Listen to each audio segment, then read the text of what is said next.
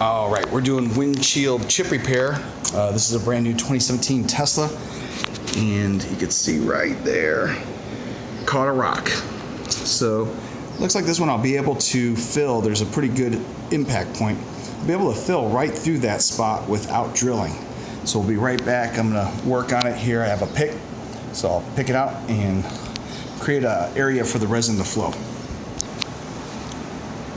Okay, you can see that we have now not only the mirror but also the bridge assembly set up right over the spot that I showed you earlier where the rock impacted the glass, where the surface is actually chipped.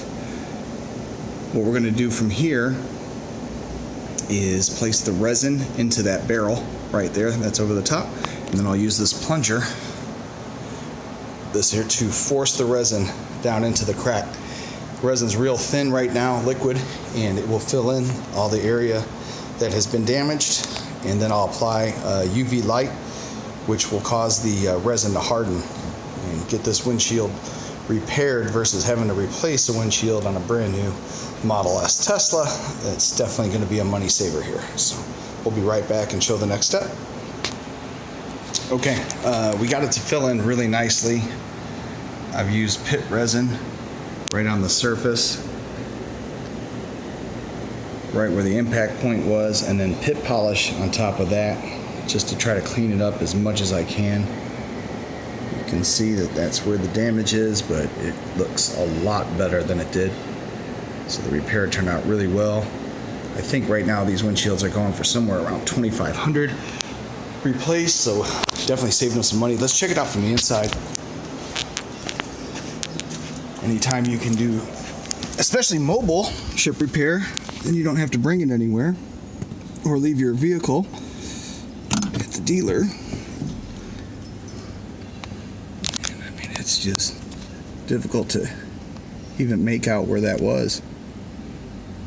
You just can't even see it from the inside. Right there, you sort of see a little bit of a nick.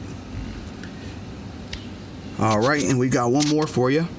We're going to do one on the other vehicle that they have here, a bonus, so I'll be right back with that. All right, here we have an Audi A6, also the same customer's vehicle, so they're at the same location. It's a 2014, and there's a chip. It's right there in the line of sight, as you can see. And again, much like the last one, I'm going to fill this one without drilling. So I cleaned out that impact spot as much as I could.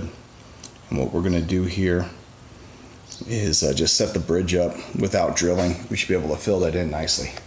I'm going to use the same resin I used on the last one. So this is Glass Magic. And then of course, like I said at the end of the last one there, I used a pit filler. This is from PGW.